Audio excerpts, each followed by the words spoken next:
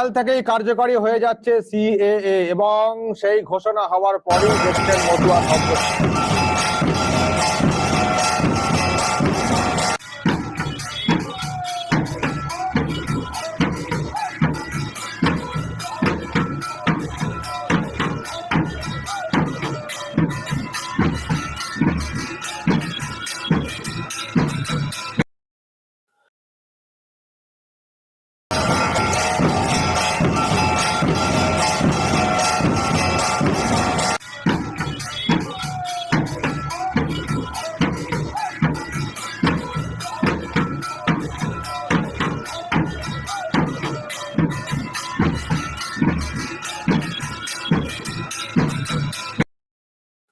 কাল থেকেই কার্যকরী হয়ে যাচ্ছে সিএএ এবং সেই ঘোষণা হওয়ার পরেই দেখছেন মতুয়া সম্প্রদায়ের মধ্যে একটা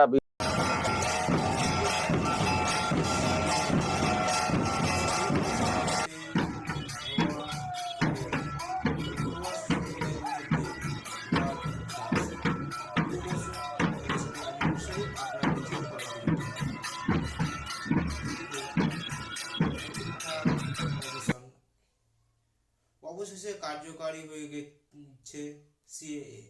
কালকে ঘোষণা করা হয়েছে যে কেন্দ্রীয় রাষ্ট্রমন্ত্রক ঘোষণা করেছেন এই যে দেখুন দর্শক, এখানে পরিষ্কার বলে দেওয়া হয়েছে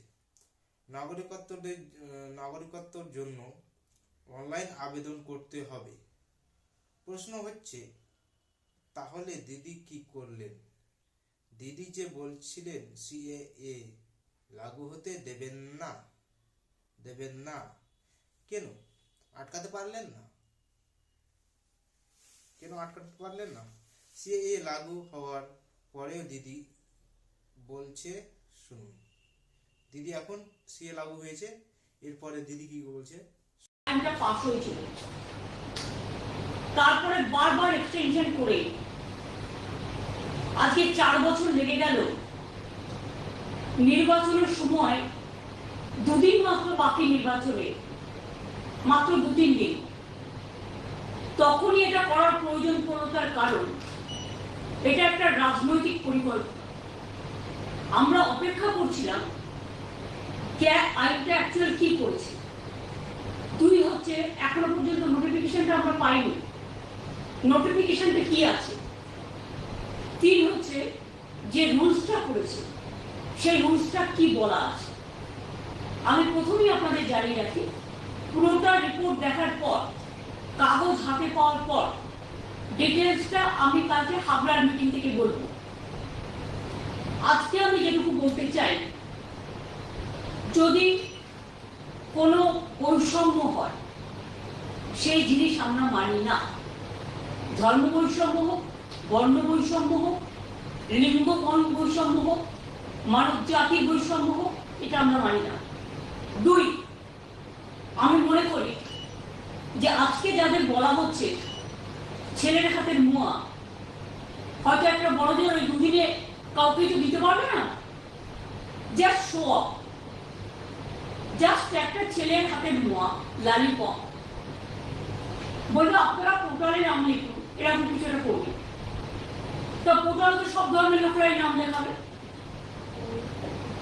কিন্তু সেই নাম আদৌ কার্যকরী হবে। আর যদি আজকে ক্যাক করে বলে আপনি নাগরিক, তার মানে কি এতদিন তারা নাগরিক ছিল না? সেই জন্যই কি মতুয়া ভাই বোনদের এবং নমশূদ্রদের আধার কার্ড বাতিল করার চক্রান্ত হয়েছিল? কেন তাদের আধার কার্ড বাতিল করা হচ্ছিল? তার মানে নতুন কিছু করবে, পুরনোটার কোনো গুরুত্ব থাকবে না। আমাদের থিওরি হচ্ছে, আমরা সবসময় বলি আমরা সবাই নাগরিক। আজকে কেউ চাকরি বাকরি করছে, কেউ স্কুলে পড়াশোনা করছে, কেউ জমি জমা কিনে সেখানে দীর্ঘদিন ধরে বসতি তৈরি করেছে। তার মানে সেগুলো কি ভ্যালিড নয়? আইনত কোশ্চেন হবে না তো যে তার মানে আগে যে সুযোগগুলো তারা পেতে, সেটা সব অবৈধ হয়ে যাবে, সেগুলো বৈধ হবে না। একমাত্র ক্যাব বৈধ যদি হয়, তাহলে এতদিন ধরে মানুষ যে সুযোগ পেয়ে আসছিল, তাদের ভোটেই তো প্রধানমন্ত্রী নির্বাচিত হয়েছে। তাদের ভোটেই তো চিফ মিনিস্টার নির্বাচিত হয়েছে, তাদের ভোটেই তো গ্রাম সভা হয়েছে, পঞ্চায়েত সমিতি হয়েছে, জেলা পরিষদ হয়েছে, কর্পোরেশন হয়েছে। তাহলে সেই ভোটের কোনো মূল্য নেই, সেই নাগরিকত্বের কোনো মূল্য নেই। নাগরিকত্ব ভোটের আগে নতুন করে চিন্তা করতে হচ্ছে। এবং আমি ডিটেলসটা দেখার পরে কালকে নিশ্চয়ই আপনাদের কাছে বলবো, কিন্তু আমার মনে হচ্ছে যে যদি ক্যা দেখিয়ে এনআরসি নিয়ে এসে কারো যারা এখানকার নাগরিক তাদের নাগরিকত্ব ক্যান্সেল করা হয়, তাহলে কিন্তু আমরা কেউ চুপ থাকবো না, আমরা স্ট্রংলি এটা প্রতিবাদ করব। আমরা আগে জানিয়ে গেলাম। দুই হচ্ছে নো এনআরসি, এনআরসি তো আমরা মানতেই পারি না।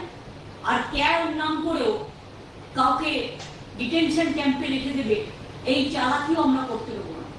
ভোট আজকে আছে, কাল ফুরিয়ে যাবে, আর দুদিনে কেউ নাগরিকত্ব পাবেও না। এটা লোক দেখানো, জাস্ট প্রতারণা মানুষের সাথে ছলনা। এতে যদি কেউ খুশি হয় আমি খুশি হব, কিন্তু এতে যদি কেউ দুঃখী হয় আমি দুঃখ পাবো। কাজে আমি অপেক্ষা করছি টোটাল আইনটা দেখবার জন্য। এবং আমি এখনো মনে করি আমাদের এখানে যারা আছেন সারা ভারতবর্ষে, যারা ভারতবর্ষে বসবাস করেন, বাংলায় বসবাস করেন, তারা প্রত্যেকে নাগরিক। তাদের নাগরিক অধিকার, তাদের গণতান্ত্রিক অধিকার, তাদের সামাজিক অধিকার, তাদের প্রতিষ্ঠান অধিকার, তাদের ইকোনমিক অধিকার, তাদের ব্যক্তিগত অধিকার, তাদের সম্পত্তির অধিকার সবই থাকবে। এই নতুন আইন কারণ আগেকার অধিকারগুলোকে বাতিল করে দেবে না তো। আমার মাথায় এটা আসছে, তার কারণ আগের আইনটা তাই বলা ছিল, এবারের আইনটা কি করছে এটাও হয় দেখতে হবে। এবং মনে রাখবেন বাংলা সহ নর্থ ইস্টার্ন রিজিয়নে এটা কিন্তু খুব সেন্সিটিভ। নতুন করে ইলেকশনের আগে কোনো অশান্তিও কিন্তু আমরা চাই না।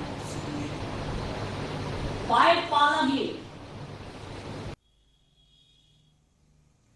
ধর্মীয় উৎপীড়নের কারণে যদি সংখ্যালঘু যেমন হিন্দু, বৌদ্ধ, খ্রিস্টান, জৈন ইত্যাদি 6টি ধর্ম রয়েছে, ধর্মের কথা বলা হয়েছে, তার নাগরিকত্ব পাবে। কোনো মুসলমান যদি আগে তার ধর্মের ভিত্তিতে